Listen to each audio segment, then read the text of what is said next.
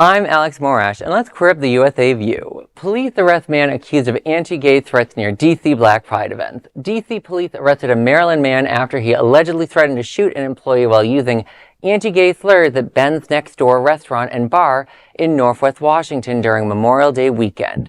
Police say 32-year-old Delonte Fraley of Maryland was arrested Sunday around 4:20 p.m. after employees told a bartender not to serve him alcohol.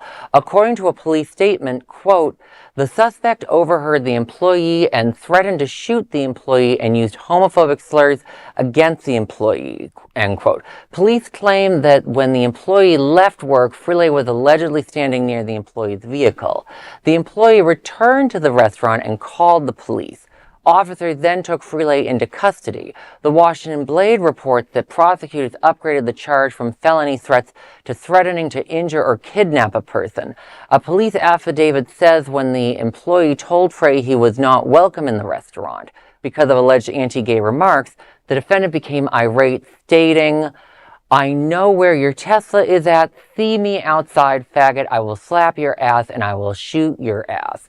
The incident happened during D.C. Black Pride weekend when thousands of LGBTQ visitors and supporters were attending events across the city. A judge later released Fraley on personal recognizance with a step-away order pending a June 4th preliminary hearing. It is not clear whether the employee identifies as LGBTQ. Well, you know, many of you know that I'm actually a research director for Restaurant Worker Rights Organization, and the harassment and homophobia LGBTQ workers face in the restaurant industry, and all restaurant workers face homophobia and transphobia is quite horrific. I pulled up my own report, which is very fun to read. So seriously, at One Fair Wage, we surveyed about 2,000 restaurant workers, and I asked them to identify if they're LGBTQ as well. We found, similar to the Human Rights Campaign, that restaurant workers are overwhelmingly queer.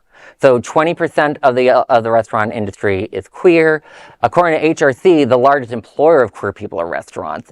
And when we asked them, do you experience homophobia or hear transphobic comments, 58% of all restaurant workers experience homophobic and transphobic comments at work.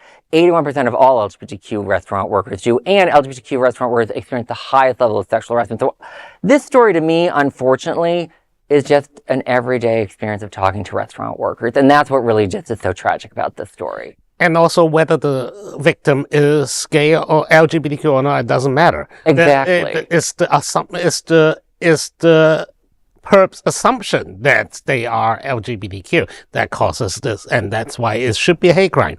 And I also sympathize with restaurant workers, and also the interior of the restaurant. I was looking at pictures; it looked pretty nice. Oh yeah, DC has some wonderful restaurants. As many know, I lived in DC, and unfortunately, there is a lot of homophobia experience in DC, which is weird because if it was a state, it would be considered the gayest state in America. But you end up dealing with a lot of awful things. The only people I know that have ever been attacked at the hate, gay bash, have been people in DC. It's such a tragedy to see this happen.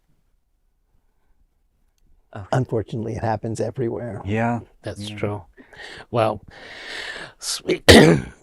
there is no other queer non-profit media platform like this in the entire world. Support our LGBTQ stories by sharing them and subscribing to Queer News Tonight.